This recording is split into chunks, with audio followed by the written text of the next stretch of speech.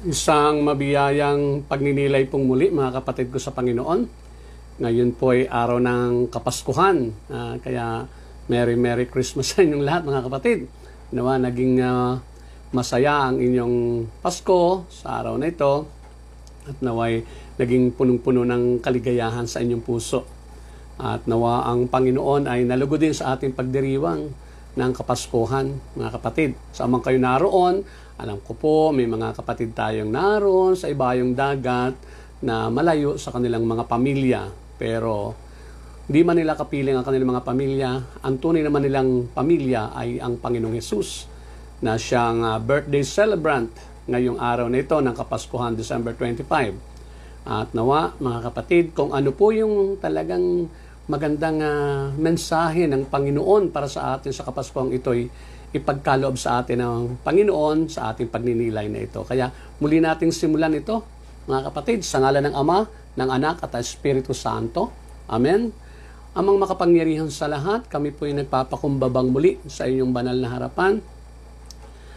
Sumasamo, Panginoon, dumudulog sa iyo na kami po ay muli mong tunghayan at kalugdan mo nawa ang aming pagninilay na ito.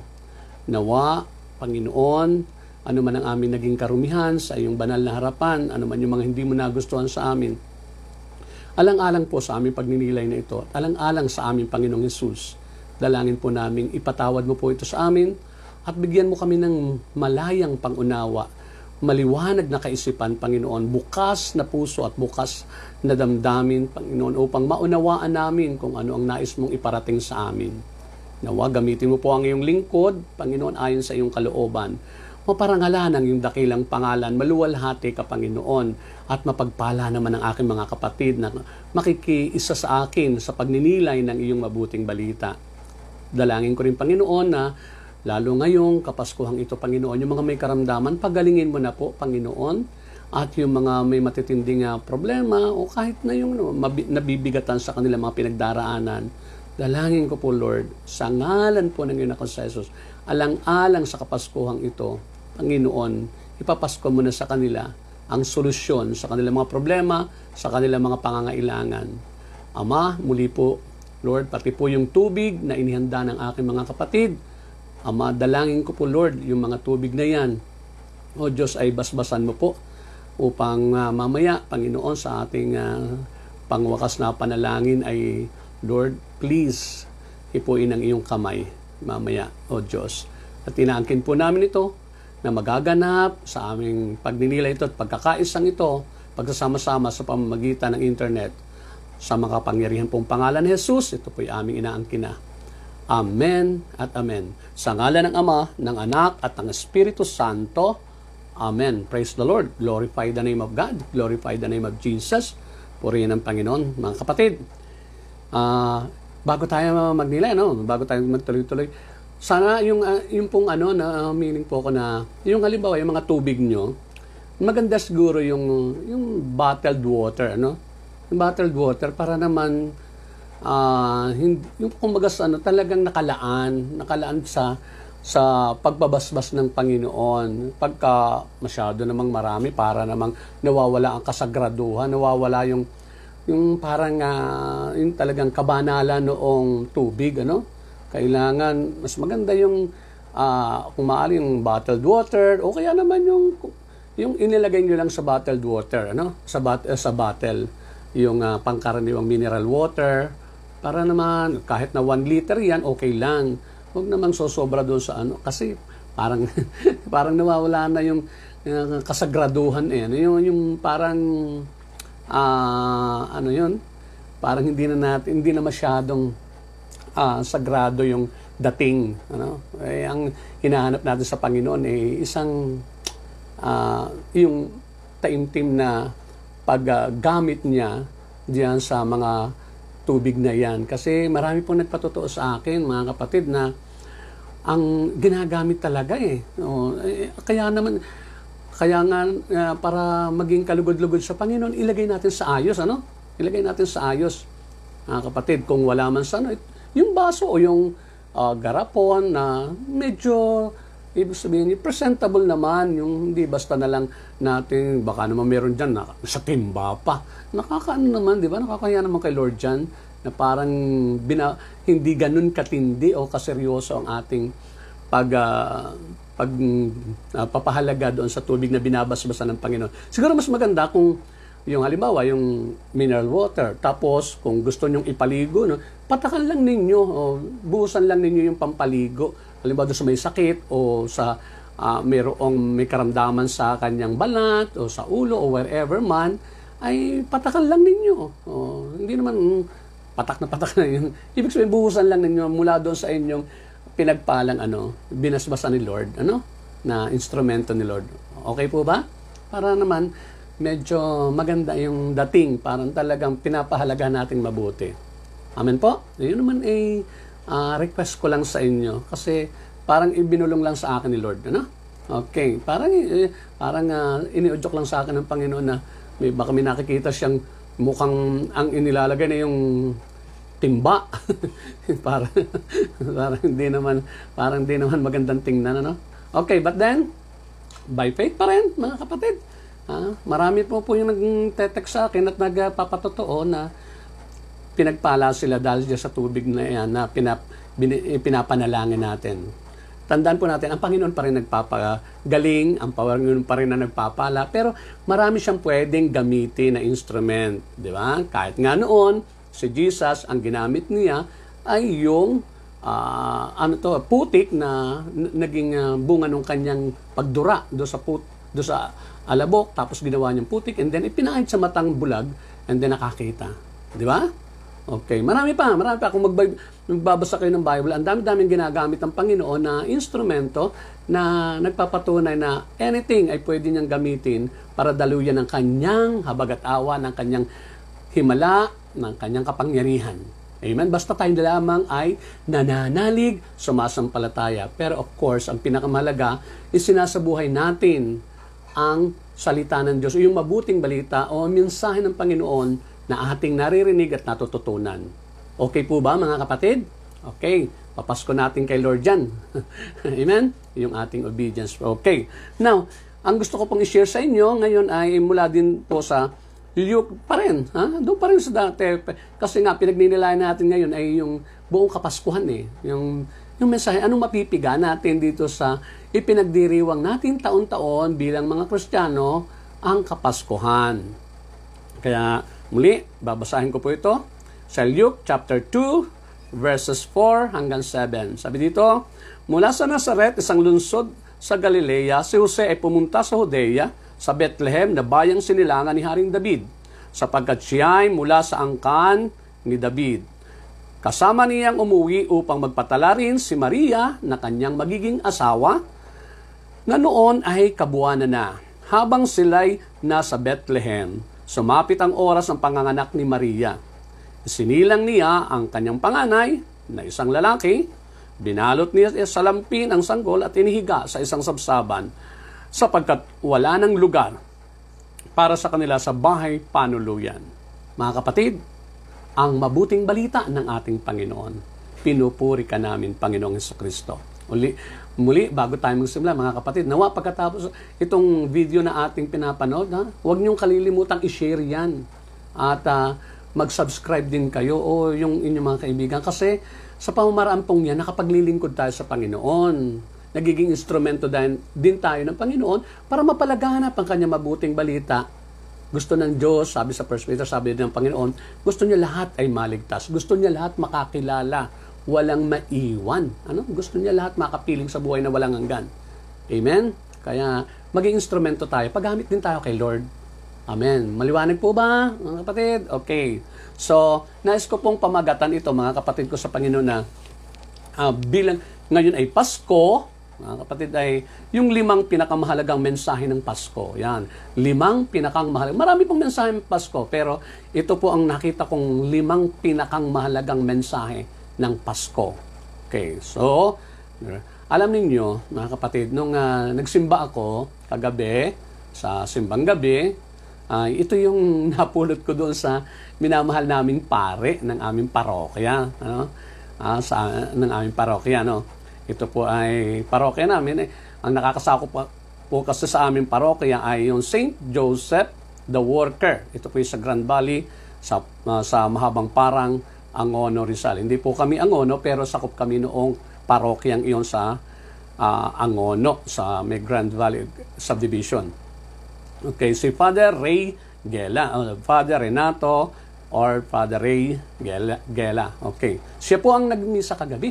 At ang ganda ng sinabi niya may 3 uri daw po ng ng Pasko ngayon. Pinagdiriwang ng mga tao sa kapaligiran, sa buong mundo, ganyan din sa mga kakristyanuhan, may mga taong ganito ang pagdiriwang nila o ang pananaw nila o yung uri ng Pasko para sa kanila. Ito. Unang-una, ito daw yung commercialized Christmas. Una commercialized Christmas. Bakit? Bago pa lang daw dumating ang Pasko, talaga nang alam nila pag darating ang Pasko, pwedeng lumaki ang kita, lumaki ang benta. Yun. Kaya kung ano-anong hanap buhay ang gagawin para sa Pasko. So, ang kanila, commercialized, komersyo. Ibig sabihin, dito sila may panahong makikita ng malaki. Pera ang sentro. Di ba? Tingnan nyo, hanap buhay ang sentro. Commerce o komersyo o hanap buhay. Ikabubuhay. Hindi naman natin sinasabing masama iyan, kaya masama yung paghahanap buhay. Pero yung gawin mong komersyo ang Pasko ay mga kapatid, palagay ko namamali tayo ng pananaw. Amen po? Hindi po yan ang meaning ng Pasko. Hindi yan ang mensahe ng Pasko. At hindi yan ang gustong maganap ng Diyos sa araw ng Kapaskuhan. Bagamat hindi niya gustong may nagugutom o ano. Pero may panahon po para sa lahat ng oras. May panahon para sa lahat ng mga gawain. Amen po? Kaya ang Pasko, huwag nating i-commercialize. Otherwise, hindi malulugod ang Panginoon dyan. Parang nasasayang yung purpose ni Lord kung bakit nagkaroon ng Pasko. Pangalawa, mga kapatid ko sa Panginoon, ang iba, ang meaning ng Pasko ay ito, yung mga secularized, ibig sabihin, makamundo na pagdiriwang ng Pasko. Bakit? Ang pananaw nila dito, basta Pasko, holiday. Yan. Holiday, o gimmick, o bakasyon, outing, gathering, happy-happy. Yan. Yan ang tinatawag na secularized Christmas. Ibig sabihin, nawala yung ibig sabihin ng totoong Pasko. Ano ba ang Pasko? Yan ba? Katulad lang para nga araw ng Independence Day. Di ba? O kaya naman long weekend vacation. Parang ganun yun. Parang ganun lang ang dating sa kanila. Hindi po yan ordinary.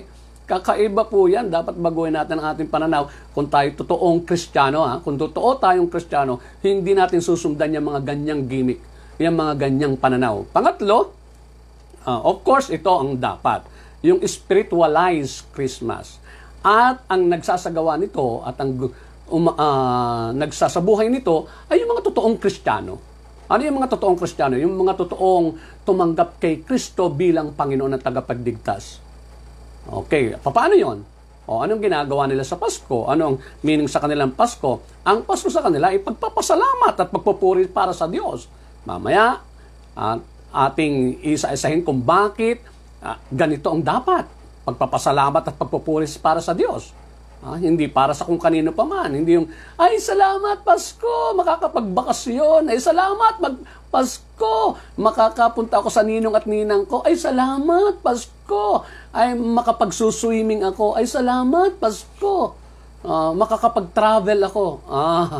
Hindi. Dapat salamat sa Panginoon. Bakit? Mamaya unawain natin.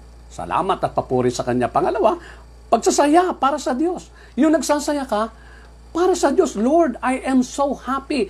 Nagsasayahan kami dito, nag-aawitan kami. For you, Lord, for you. Para sa iyo ang awit namin ito, ang pagsasaya namin ito, ang pagsasayawan namin ito, para sa iyo. Nagsasaya kami dahil sa iyo, para sa iyo, Panginoon. Dapat ganon. And, isa pa, ito, Pag-alala at pagkilala sa kabutihan ng Panginoon. Pag-alala at pagkilala sa kabutihan ng Panginoon. Yung ang kwentuhan nyo, ang laman ng ating usapan ay tungkol sa kagandahang loob ng Panginoon, sa ginawa ng Panginoon, and everything about God's mercy, God's plan, God's yung mga action ng Panginoon, yung mga moves niya para sa na ginawa niya para sa tao, especially the love, no, mga kapatid.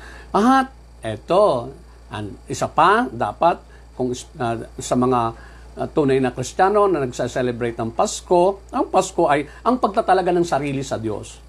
Yung talagang parang renewal nire-renew mo yung iyong sarili, yung pananampalataya mo, inire-renew mo. Parang kasabay ng pagsilang ni Jesus, bagong-bago uli, masiglang-masigla uli ang iyong pagtatalaga ng iyong sarili sa Diyos. Amen? Hindi yung pagkatapos, ay tapos ng Pasko, back to work na naman kami, back to traffic na naman kami, di ba? Back to pagpupuyat na naman kami, parang gano'n, ano?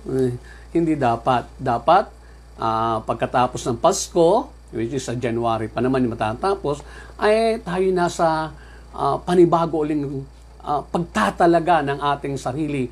Lord, still, iniririnyo ko po ngayon muli ang aking pagtatalaga sa aking sarili sa iyo. Ako ay sa iyo. Yung kaya mong kantahing, I am yours, Lord. I am yours. Amen? Okay. Bakit? Ano bang pinakamagagandang mensahe ng Pasko? Unang-una ito, pakinggan nyo mabuti. Yung katapatan ng salita ng Diyos, yung katapatan ng mga pangako ng Diyos. Kasi ipinangako niya sa Old Testament na darating ang Mesiyas, isisilang ng isang babae, birhen. Okay, tingnan nyo mga kapatid. Sa Micah chapter 5 verse 2, sabi doon, sinabi ni Yahweh, ngunit ikaw, Bethlehem Ephrata, bagamat pinakamaliit ka sa mga angkan ng Huda, ay magmumula sa iyong angkan ang isang mamumuno sa Israel. Ang kanyang pinagmulan ay buhat pa noong unang panahon pa. Sabi doon sa Micah chapter 5 verse 2. Ito ay prophecy through prophet Micah. Ito mga kapatid ko sa Panginoon. Yan ay mula sa nagpahayag ang Panginoon sa pamamagitan ni propeta Micah. At sinabi niya doon na mula doon sa lipi ng Huda, pinakamaliit daw sa Bethlehem ay isisilang. Sabi doon, magpapadala ang Panginoon ng mamumuno. Ito, the King of Kings. Yan, si Jesus ang tinutukoy dito. Doon sa Isaiah chapter 7 verse 14, sinabi din doon, si Isaiah naman ang humula, na nag-prophesize.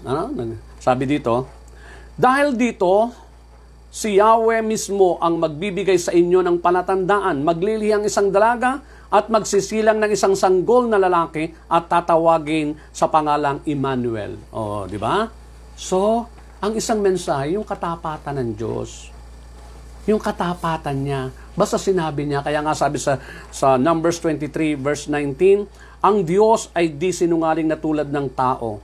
Ano mang sabihin niya ay kanyang gagawin, kung mangako man siya ay kanyang tutuparin. So, anong dating sa atin ito, mga kapatid, na dapat nating i-celebrate? Salamat at ang ating Diyos na sinasamba, ipinagdiriwang tuwing Pasko, ay isang Diyos na tapat. Isang tapat na Diyos, isang tapat kong mangako. Basta sinabi niya, ginagawa niya, basta ipinangako niya, tinutupad niya. Iyon ang dapat nating i-celebrate. Amen? Ay halimbawa, ang Diyos natin hindi tapat. Paano na tayo?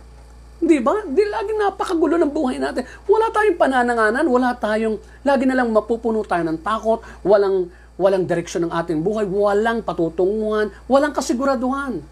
Pero dahil ang ating Diyos ay tapat, kung ano ipinangako niya noon, ginagawa niya sa tamang panahon. Amen? Tinutupad niya. Yan ang isang dapat i-celebrate natin. Pag nilaya natin, isa puso natin, na napakapalad nating tao na tayo'y may Diyos na tapat. Na ang bawat salita niya, ang bawat pangako niya ay mapangahawakan.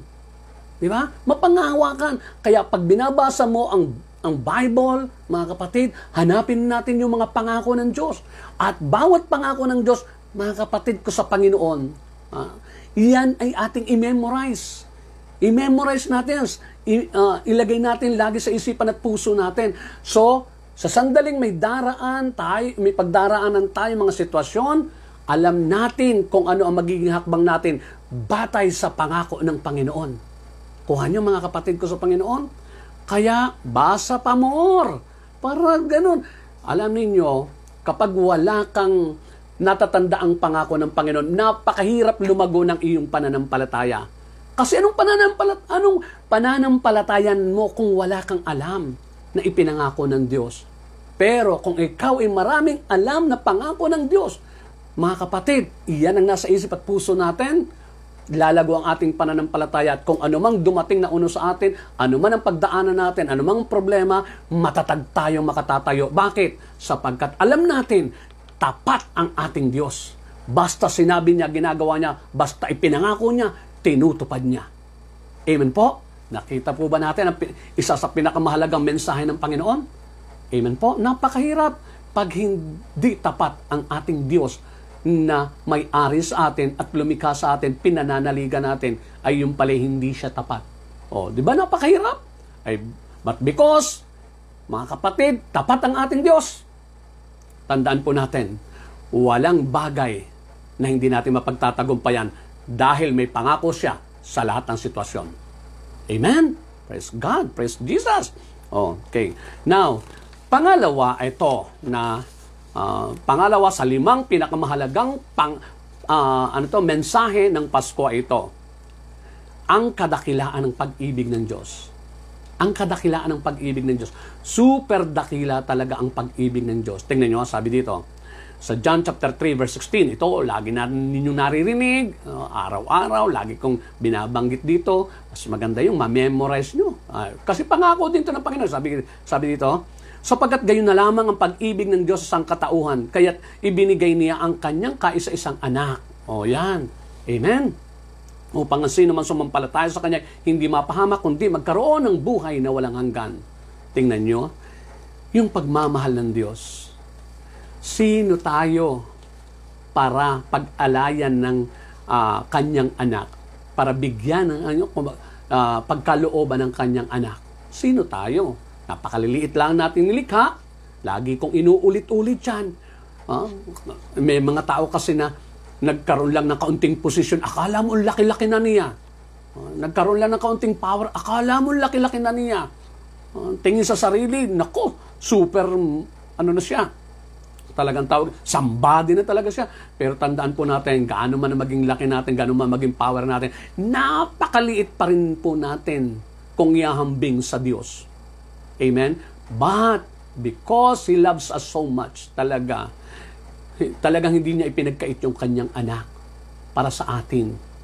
Amen? Ibinigay niya, at yan nung isilang si Jesus, 2,000 years ago, sa sabsaban, sa pamamagitan ng kanyang ina, na si Mama Mary, ang atin ding ina. Kung tayo'y kapatid ni Jesus, dahil kay Jesus, tandaan po natin, si Mama Mary ay nanay nating lahat. Huwag niyong kalilimutan yan. Amen? Kung si Jesus, ginawa niyang ina, si Mama Mary, na siya'y Diyos, tayo pa kaya naman? Imagine niyo naman, mag-isip tayo, no? Kaya, huwag tayong gagaya doon sa iba na hindi nire-respeto si Mama Mary. Amen? Kung si Jesus, inirespeto siya at pinili siya. Kaya nga sabi nga, ako'y pupurihin ng lahat ng salit-saling lahi. Sabi doon sa kanta, o sa tawag doon sa kanta ni Mama Mary, yung kanyang inawit, mga kapatid. Okay? Maliwanag po ba? So, sabi nga sa Romans chapter 8 verse 32, kung ang sarili niyang anak ay hindi niya ipinagkait, sa halip ay ibinigay para sa ating lahat, hindi kaya niya ibibigay ng masagana sa atin ang lahat ng bagay because of His love. Mga kapatid, kaya ang ganda ang ganda. Sabi niya, ay kung yung kanyang anak nga na ipagkaloob niya sa atin Ano pa bang ipagkakait sa atin ng Panginoon? Ganyan. Yan ang isang mensahe ng Pasko. Yung super dakilang pag-ibig ng Diyos. Amen? Considering, lalo nga pag pinagnilayan natin, mga kapatid ko sa Panginoon, na we are not worthy to be loved. We are not worthy. Hindi tayo karapat-dapat ibigin. Bakit? Unang-una, hindi naman tayo kagaya ng Diyos. Oh, hindi balik kung tayo Diyos. Hindi. Tayo isa lamang sa mga bilyon-bilyon, super bilyon-bilyon na trilyon-trilyon pa nga nanilikha ng Diyos. Tanda natin mga kapatid, yung mga planeta, araw at bituin, bilyon-bilyon yan. At malalaki yan. Sobrang lalaki yan. Tayo, tao lang. Bagamat may buhay tayo, maliliit pa rin tayo. Pero ang pagkakaiba, pero tingnan nyo yung bituin, araw, yan, hindi po yan sumusuway sa Diyos. Hindi sila sumusuway, kahit ang lalaki nila, hindi sila sumusuway sa plano ng Diyos. Tayo, maliliit, pero sumuway tayo sa plano ng Diyos. Sa kalooban ng Diyos. Yung iba pa nga, hindi kumikilala sa Diyos. Yung iba pa nga, sinusumbatan ng Diyos. Yung iba pa nga, minumura ang Diyos. Amen? Yung iba pa nga kahit yung images ng Diyos, yung laraw, hindi naman natin nakikita ang Diyos para mapahalagahan natin siya, gumagawa tayo ng mga images. Yung iba naman, naku, binabastos yung mga images. Nakakalungkot, hindi naman sinasamba yan, di ba? Amen? Pero the fact na meron tayong Diyos na nagkatawang tao, mga kapatid, kung tayong tao, gumagawa tayo ng image, ng larawan, di ba? Hindi lalo na ang Diyos na nagkatawang tao. Kuha niyo po, mga kapatid. Okay, so, nawa makita natin yung katotohanan na yan, mga kapatid. Okay, now ito, sabi dito, sabi ng Panginoon nga, kung ang sarili niyang anak ay hindi niya ipinagkait sa atin, sa halip ay ibinigay niya sa ating lahat, hindi kaya niya ibigay ng masagana sa atin ang lahat ng bagay. Kaya tuwing Pasko, nagpapaalala po sa atin niya ng how much God loves us. Amen? Kapatid, tapik-tapikin mo sabihin mo sa iyong sarili, mahal na mahal ka ng Panginoon, don't worry. Kung naibigay nga ng Ama ang kanyang anak para sa atin, ano pa bang pagkakait sa iyo? Relax ka lang, magtiwala ka lang sa pagmamahal ng Diyos.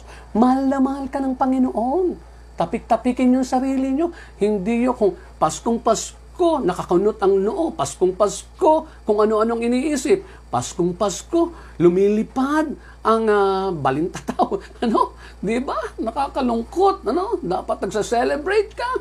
Because our God, tanda natin, ang ating Diyos na sinasamba, mga kapatid ko sa Panginoon, mahal na mahal tayo. Hindi niya ipinagkait ang kanyang anak na si Jesus.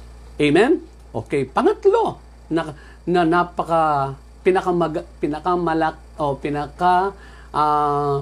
maganda o pinakamahalagang mensahe ng Pasko ay ito.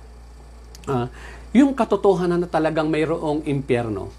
Kayo ba naniniwala talaga na mayroong impyerno? Ako po, mga kapatid ko sa Panginoon, 100%, kung may 101 pa nga, yun po ang aking pananampalataya. Amen. At siguro kung hindi totoo yun, walang naging martir. Walang mga taong talagang inialay. Libo-libo po, daan-daang libo ang mga nagbuwis ng buhay para kay Jesus because they believe may langit at impyerno. Kuha niyo po, mga kapatid. Kaya yung mga tao nung una na alanganin ang kanilang pananampalataya, mas pinipili nilang maging malaya kaysa mamatay para kay Kristo. Pero si San Pablo, grabe. Si San Pablo, talagang, kumbaga sa talagang ini-offer na niya ang kanyang sarili. Ganon din si St. Peter, talagang ini-offer na nila ang kanilang sarili. Parang sinasabi na, go on, go ahead, kill me, go ahead. Di ba? Parang sinasabi nilang gano'n, gusto ko, ialay ako. Hindi ako natatakot mamatay. Basta ito'y para kay Jesus. Di ba? Tingnan niyo yun. Bakit? Because meron silang pinaniniwalaan. Namamatay man sila, merong buhay na walang hanggan sa langit at hindi sila mapupunta sa impyerno. Now, eto, pakinggan niyo mabuti ha. Sabi nga doon uulitin ko ulit itong John chapter 3 verse 16. Sapagkat gayon na lamang ang pag-ibig ng Diyos sa sangkatauhan, kaya't ibinigay niya ang kanyang kaisa-isang anak upang ang sino man sumampalataya sa kanya ay hindi mapahamak. Hindi mapahamak. Ang ibig sabihin ng kapahamakan ito yung impyerno. Kundi magkaroon ng buhay na walang hanggan. Ano itong buhay na walang hanggan? Ito yung langit. Kuha nyo? Yun. Diyan sa pangungusap na yan, sa John chapter 3 verse 16, yung maliwanag, hindi lang talagang tinukoy yung salitang impyerno at langit, pero yan, yung sinasabing upang hindi mapahamak, ang ibig sabihin nun, mapahamak sa impyerno. Kundi magkaroon ng buhay na walang hanggan sa langit. Yun. Now, pakinggan nyo mabuti. Sabi dito sa Matthew chapter 13 verses 40 to 43. Kung paanong ang mga damo ay tinitipon at sinusunog, ganun din ang mangyayari sa katapusan ng daigdig. Ipag-uutos ng anak ng tao sa kanyang mga anghel na tipunin nila mula sa kanyang kaharian ang lahat ng nagiging sanhi ng pagkakasala at ang lahat ng gumagawa ng masama. Iahagis nila ang mga ito sa lumalagablab na pugon at doon ay mananangis sila at magngangalit ang kanilang mga ngipin. Ngunit ang mga gumagawa ng matuwid ay magliliwanag na parang araw sa kaharian ng kanilang Ama. Makinig ang may pandinig. Amen. Mga kapatid, narinig niyo po yun? Okay. Sabi nga dito sa 2 Peter chapter 2 verse 4, hindi, tingnan nyo, eto patungkol ito sa anghel yung mga una nagkasalang mga anghel, yung mga tropa ni Satanas, ni Lucifer, tingnan nyo, hindi pinatawad ng Diyos ang mga anghel na nagkasala. Sila'y itinapon sa impyerno, kung saan sila'y iginapos sa kadiliman upang doon hintayin ang araw ng paghuhukom. Tingnan nyo yan, mga kapatid. Nakikinig ba kayo? Unawaan nyo ito mabuti. Paliliwanag kong mabuti. Kung walang impyerno, bakit naman bababa pa si Jesus? Bakit naman magkakatawan tao pa? Bakit naman magpapapako pa siya sa krus, magpapadura sa mukha, maghihirap ng for 33 years. 33 years siyang nahirapan. Bakit? Hindi naman siya tumira sa palasyo di ba? Naghanap buhay siya, naging mahirap siya. Mga kapatid, tandaan niyo po yan. Hindi madali ang maging mahirap. Hindi madali ang maging karpentero. Di ba? Hindi madali yung inuusig ka. Hindi madali yung pinagtatawanan ka. Hindi madali yung kinukutya ka. Hindi madali yung hinahagupit ka. Hindi madali yung iginapos ka at binugbog ka. Sinampal-sampal, binunutan ng balbas. Hindi madali yun. Grabing hirap yun na hindi dapat maranasan ni Jesus because He is God. He is God. Hindi dapat maranasan niya yun. And yet, naranasan niya. Tinanggap niya yun. Why? Kasi mayroon ng impyerno, gusto niyang iligtas tayo, yung kanyang sacrifice, yung kanyang sariling buhay niya, ipambabayad sa ating mga utang upang tayo hindi na magbayad. Amen?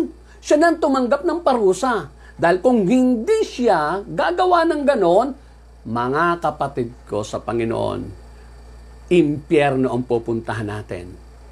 Kung hindi ganun katindi ang impyerno, di siguro sinabi ni Lord, isang baka na lang ang ihain dyan, ang isacrifice na lamang isang tao, kung sinong tao diyang mabait-bait, yun na lamang. O kaya naman anghel.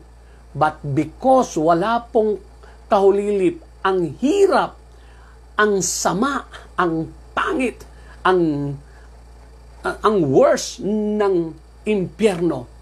Kaya walang qualified na pambayad doon, kundi ang buhay ng Diyos. Ang buhay ng Diyos. At hindi magiging pambayad kung hindi siya magkakatawang tao.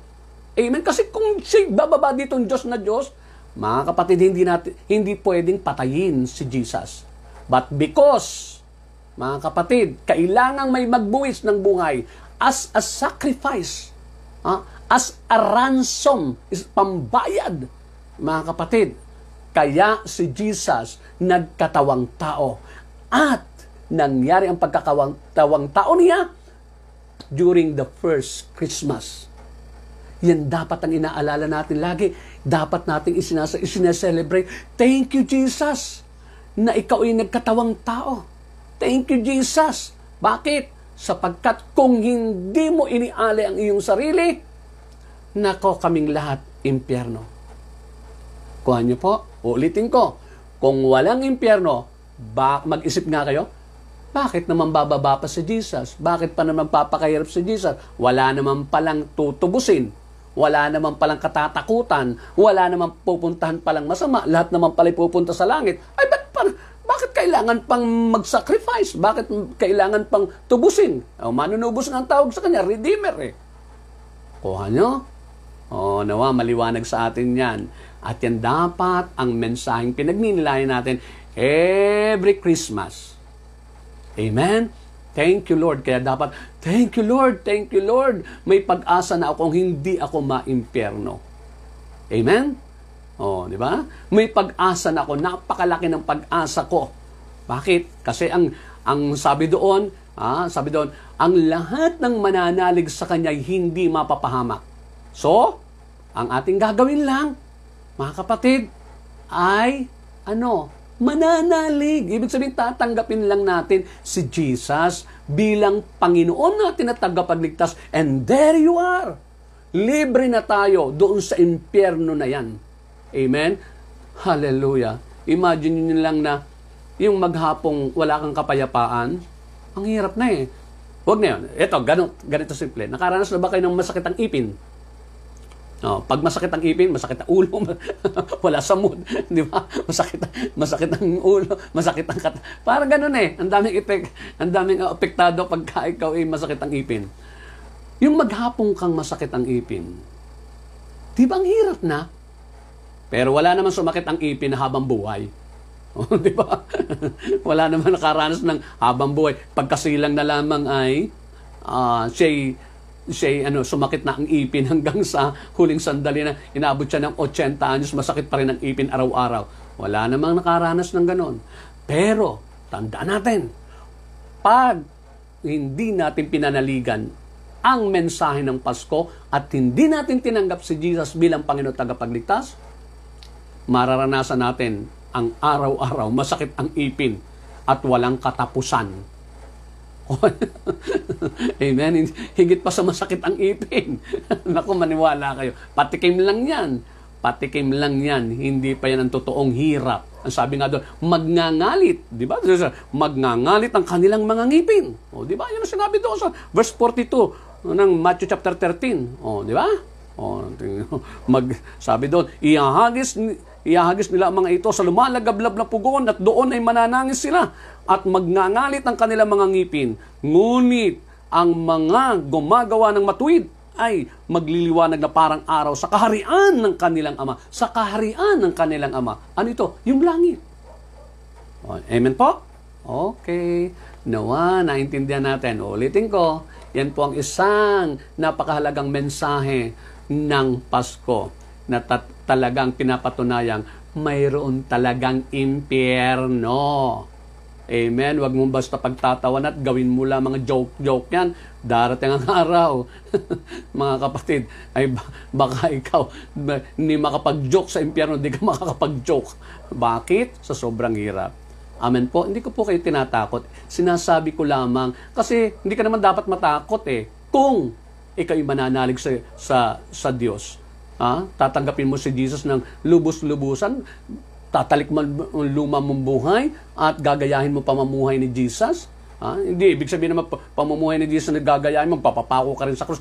Hindi, tapos na yon. Ang ibig sabihin yung pagpapakabanal, yung mananatili kang masunurin sa kalooban ng Panginoon. Kaya nga sabi ng Panginoon, di ba? Hindi lahat ng tumatawag ng Panginoon, Panginoon, may makapapasa sa langit, kundi yung lamang sumusunod. Di ba? Yun. Kasi ang taong tumanggap sa Panginoon ay nagbabago ang buhay. Hindi po pwedeng tinanggap mo, Panginoon, marumi ka pa rin. Di ba? Hindi po pwede yun. Okay.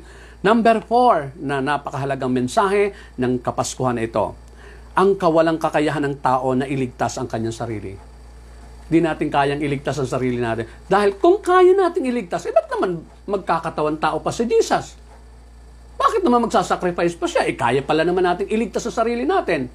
Pero the fact na hindi natin kayang iligtas ang ating sarili, kaya nagpadala ang Ama ng magliligtas sa atin. Amen? Maliwanag po ba? Hindi mo kaya, kapatid, kahit magpakabait-bait ka. Bakit? Kasi bago pa tayo silang, mayroon na tayong manang kasalanan. Pero salamat sa binyag, tinatanggal na yon. But, hindi pa rin tayo excuse o hindi pa rin tayo, anong tawag doon? Ibig sabihin, prone pa rin tayo para magkasala. That's why, ito na nga kaya nga may grace ang Panginoon sa pamamagitan ng pananalig natin kay Jesus.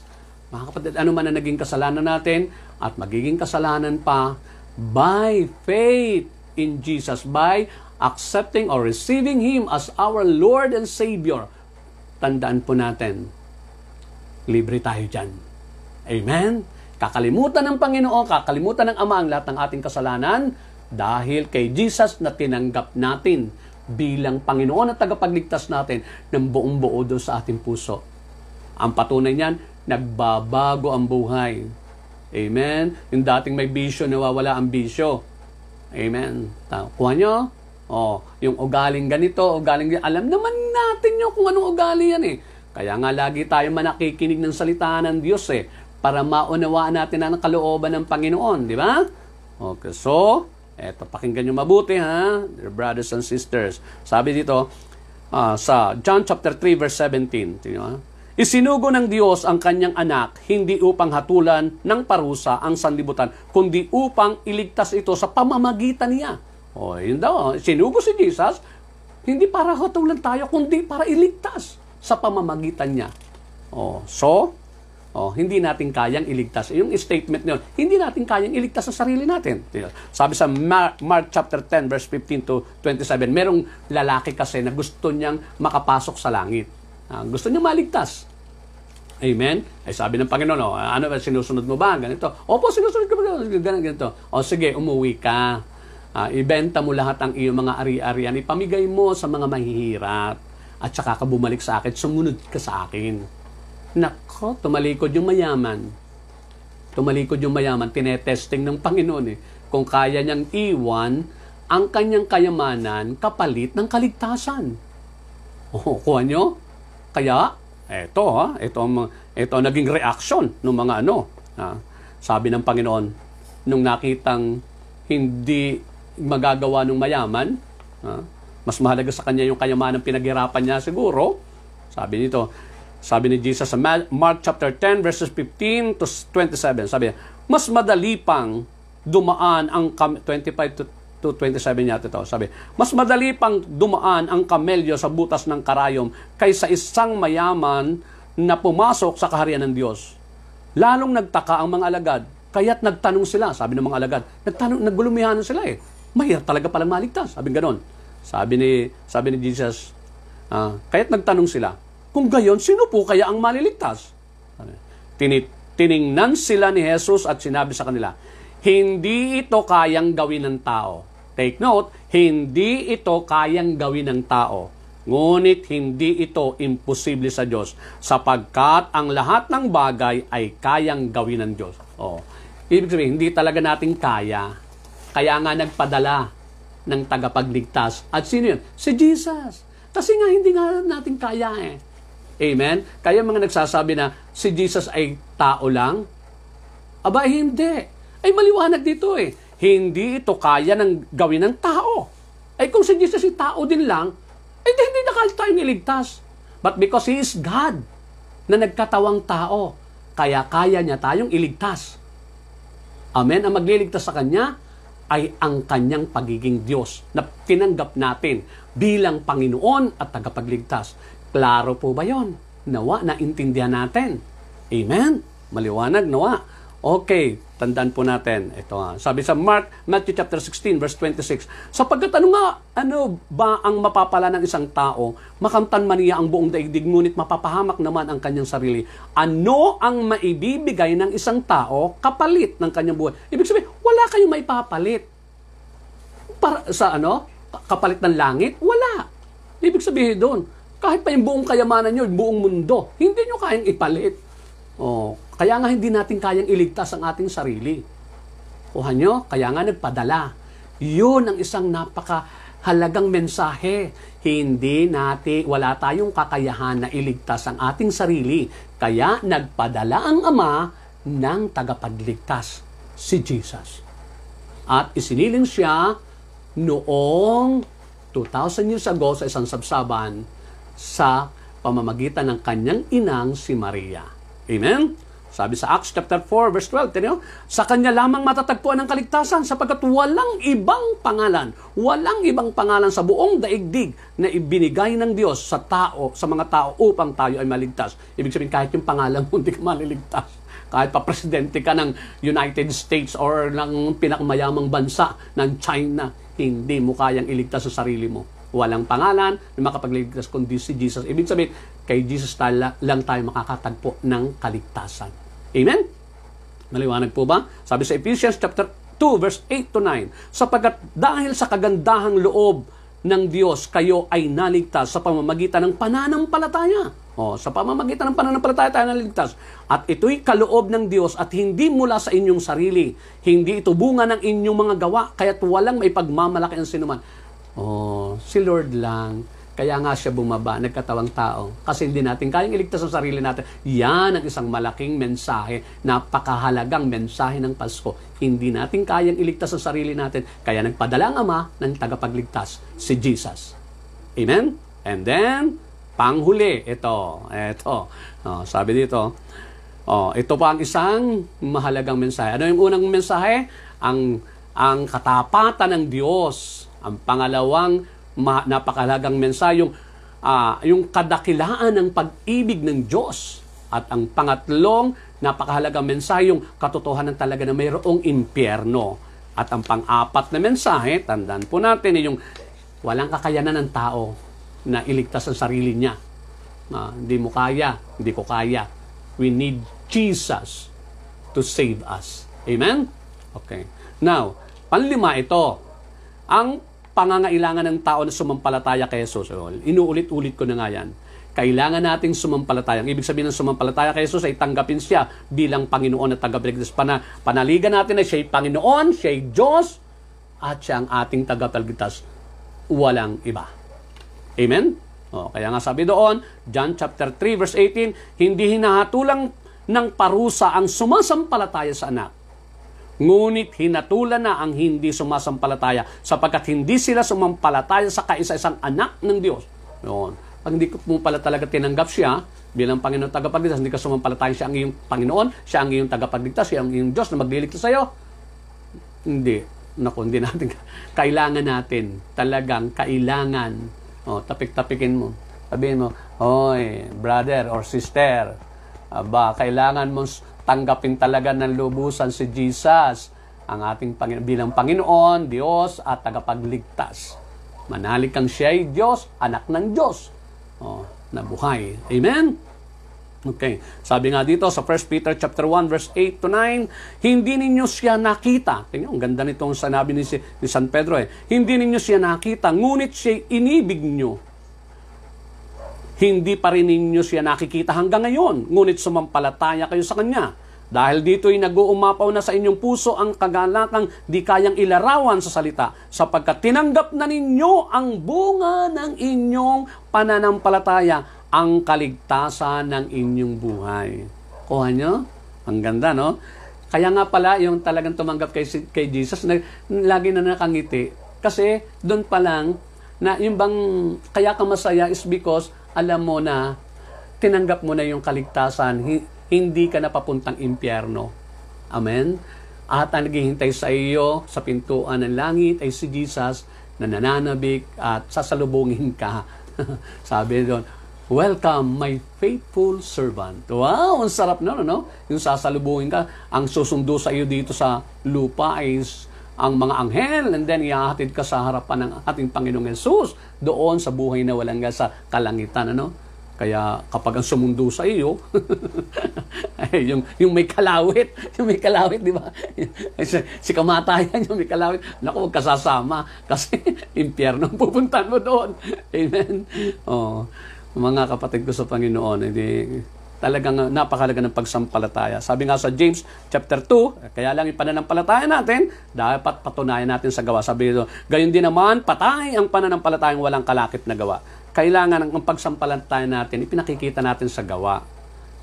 Yung pag tinanggap natin si Jesus, sabi ko nga sa inyo, basta tinanggap mo si Jesus, ibig sabihin niyan, pinanampalatayanan mo siya na siya ang Diyos, siya ang Panginoon, na ipinadala ng Panginoon para iligtas tayo. Nakikita naman sa ating gawa. Iniiwan natin yung luma nating pamumuhay. Nakikita natin yung pagkakaiba ng ating kilos ngayon, pananalita, pagsasabuhay. Nakikita ngayon, kukumpara mo, malayong malayo. Opposite na opposite. Di ba? Okay. Sabi nga, ang pagtanggap bilang Panginoon, ito pag sinabi mong Panginoon, iyan ay ang kasunod niyang pagsunod. Kasi ang Panginoon sinusunod. Amen po. Sabi sa Matthew chapter 7 verse 21, hindi lahat ng tumatawag sa akin ng Panginoon, Panginoon, ay papasok sa karya ng langit, kundi ang mga taong sumusunod sa kalooban ng aking amang nasa langit. Sabi nga, pag sumusunod kasi, nagiging banal ka, pinababanal ka ng Panginoon. Hindi natin kayang gawin, ang Diyos magpapabanal sa atin. Amen? Maliwanag, mga kapatid. Yan ang mensahe, yan ang 5 pinakita sa akin ng Panginoon, 5 napakakahalagang mensahe ng Pasko. Kaya every time na magsa-celebrate kami ng Pasko, alam ko na kahit hindi na ako nalulungkot katulad noon na kapag konti lang ang handa, malungkot ako, parang kawawa, parang nagkakaroon ako ng self-pity, bakit sila, kinukumpara, bakit sila, ay hindi. Ngayon iba na. Nako, iba na. Ako umaawit sa Panginoon, nagpupuri ako sa Panginoon. Bakit? Kasi alam ko na yung 5 mensahe ng Pasko.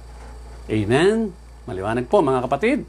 At tanggapin natin siya bilang tagapagligtas. Pag sinabing tinanggap natin siya bilang tagapagligtas, nawawala yung mga takot-takot natin sa buhay.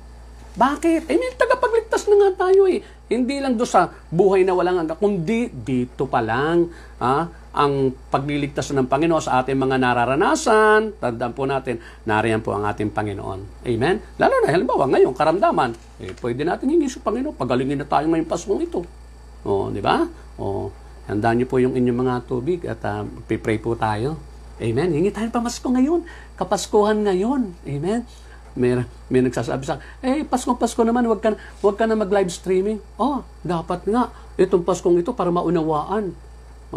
Pinakita sa akin ng Panginoon kung anong kahalagahan ng Pasko, ang pinakamahalagang mensahe ng Pasko, tapos hindi ko ihahayag. Ay, nako, mahirap yun. Hindi kalooban ng Panginoon yun. Di baling, konti lang ang nanood, mag-view, basta yung mga nag-view niyan, magkikita-kita kami sa langit. At dito pa lamang, ipararanas na ng Panginoon ang kanyang biyaya, ang kanyang pagliligtas sa sakit, karamdaman, kaguluhan. Bakit? May tinanggap tayong tagapagligtas. Hindi na tayo matatakot, hindi tayo mababalisa, hindi tayo matataranta. Bakit? Mayroon tayong tagapagligtas. Amen? Parang yun parang salbabida. Diba? Ang gagawin mo lamang, kumapit sa salbabida para hindi ka lumubog at makarating ka sa pampang. Amen? Huwag kang bibitaw. Hindi ka magpapalutang sa salbabida. Kusa siyang lumulutang at ilulutang ka dahil tagapagligtas mo siya. Tama? Pag nasa tubig ka, ganun din si Jesus. Hindi mo kailangan na magpakahirap para lumutang ka. Ilulutang ka ni Jesus. Kuha nyo? Hindi ka lulubog, huwag ka lang bibitaw sa iyong tagapagligtas. Magtiwala ka lang ng lubos. Kung paano kanya dadalhin sa pampang, bahala na ang Panginoon. Alam niya ang kanyang ginagawa, alam niya ang pamamaraan. Bakit? Siya ang tagapagligtas. Amen? Hallelujah! Hallelujah! Mga kapatid, samahan niyo ako sa prayer. Gawin yung sarili niyong prayer ang mamumutawi sa aking labi. sa tulong ng Espiritu Santo, sa gabay ng Espiritu Santo, sapagkat pangako yan ng Diyos. Father God, Lord, thank you for loving us. Salamat po. Thank you for sending your Son, Jesus Christ. Salamat po. Salamat. Jesus, thank you sa pagpapaubaya mo sa kalooban ng Ama. Nagkatawan tao ka at isinilang ka sa isang sabsaban para sa amin, hindi para kung ano ang gawin dito sa mundong ito, kundi para ialay ang iyong buhay para sa amin, para kami magkaroon ng kapanatagan, kapayapaan, at higit sa lahat, kasiguraduhan na makakapiling ka namin at ang Ama doon sa buhay na walang hanggan sa langit. Ama, dalangin ko po, Lord, na sa oras na ito, alam ko po, wala sa aming pasado kung ang titingnan mo yung aming mga pagkukulang, pagkakasala. Wala sa aming pasado. Pero salamat sapagkat mayroong nagbayad ng aming kasalanan. Panginoon, ang aming Panginoong Yesus ay sinilang sa isang sabsaban at inialay ang kanyang buhay sa tamang panahon. Lord, siya po ang tingnan nyo sapagkat tinatanggap po namin siya bilang Panginoon tagapagligtas. Namin po marami kaming naging sablay, naging pagkukulang, dami nga naming nasaktan ng kalooban, sa totoo lang. Marami kami nasaktan ng kalooban, hindi pa namin nakikilala ka. Masyado rin kaming bilib sa sarili namin. Panginoon, may mga pagkakataong ang pinangahawakan namin ay mga sarili namin kakayanan, karunungan, katalinuhan, ang aming mga skills, and then, Lord, yung mga gawa namin, trabaho, Lord, kabuhayan, Lord, minsan doon kami nakasandal, hindi sa iyo. Patawarin mo kami. Patawarin mo po kami, Panginoon. Kahabagan mo pa kami. Alam namin, Lord, sobra-sobra ang ginawa ni Jesus para kami, Panginoon, ay mapatawad mo. Sobra-sobra yon. Sobra-sobra ang kanyang buhay para burahin ang aming mga kasalanan sa iyong paningin. Kaya naman, Ama, nagmamakaawa kami. Alang-alang po sa ginawa ng Panginoong Yesus para sa aming lahat na sinimulan niya doon sa sabsaban. Panginoon, please po, ang mga may karamdaman ngayon, pagalingin mo po. Lord, kilala niyo naman sila. Wala naman pong imposible sa inyo. Lahat ng bagay ay madali lang sa iyo. Itong mga karamdamang ito, Lord, walang-wala sa iyo ito.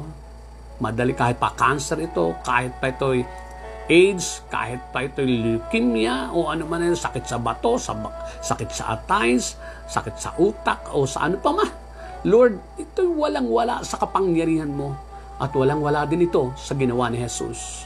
Kaya nga ang sugat niya noon ay mula ulo hanggang talampakan, upang saan man kami magkaroon ng karamdaman, sabi mo, pinagaling kami. Kaya Lord, please touch my brothers and sisters na may karamdaman ngayon. Please heal them.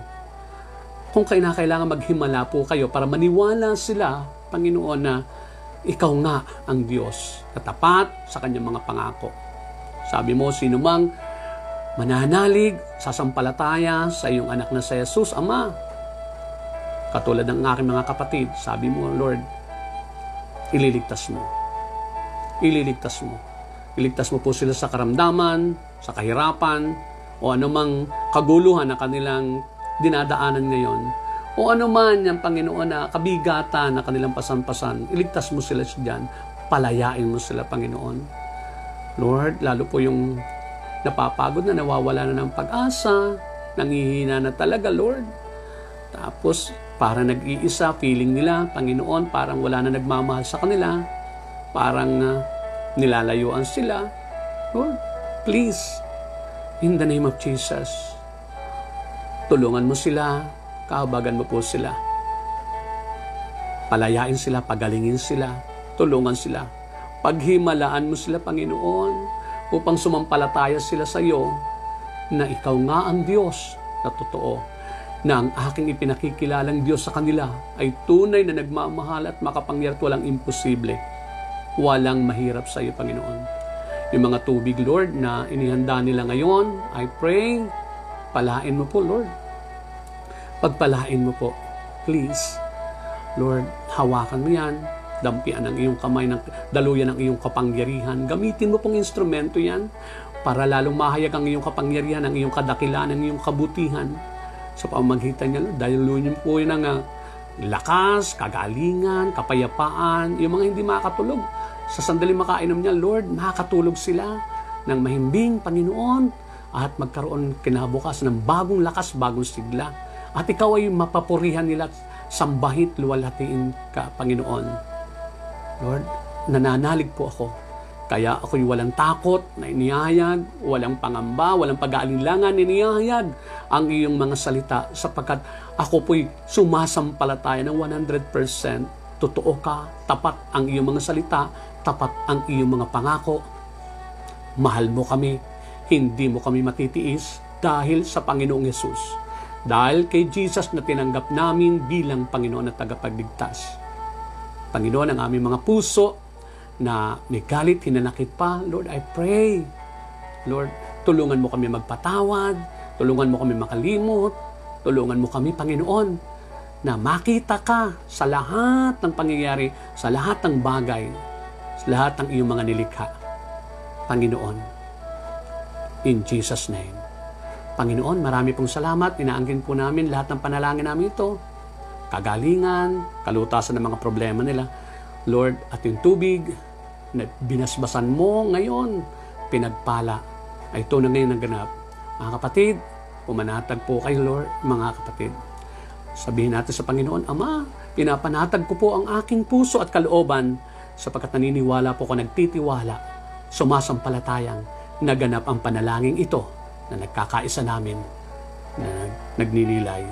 Sa ngalan po ng iyong anak na si Jesus, sa ngalan po ng anak na si Jesus, na kaysa mo naghahari at ng Espiritong Banal, noon, ngayon at magpakailanman, iisang Diyos. Amen at amen. Sa ngalan ng Ama, ng Anak at ng Espiritu Santo, amen at amen. Maraming salamat mga kapatid sa pakikiisa nyo sa pagninilay natin ito. At manalig kita. Merry Christmas po muli mga kapatid. Pinapasko na tayo ni Lord. May regalo lahat tayo. Tinugon niya ang ating mga panalangin. Di lang kayo, pati ako naniniwala, answered prayer ako. Amen? Kasi special day ngayon. Amen po. Huwag niyong kalilimutan i-share itong video na ito, at huwag niyo rin kalilimutan mag-subscribe at ayain din yung iba na mag-subscribe. Sa pamamagitan niyan, tandaan po natin, naglilingkod na tayo sa Panginoon. Kinalulugod ng Panginoon, ang Diyos po ang gaganti sa atin ng higit pa sa ating inaasahan. Surprises. Amen? Maraming pong salamat mga kapatid. Tuloy-tuloy pa rin po tayo. Every MWF tayo, 7:30 p.m. Okay po. God bless po. God bless. Thank you. And Merry Christmas again and Happy New Year.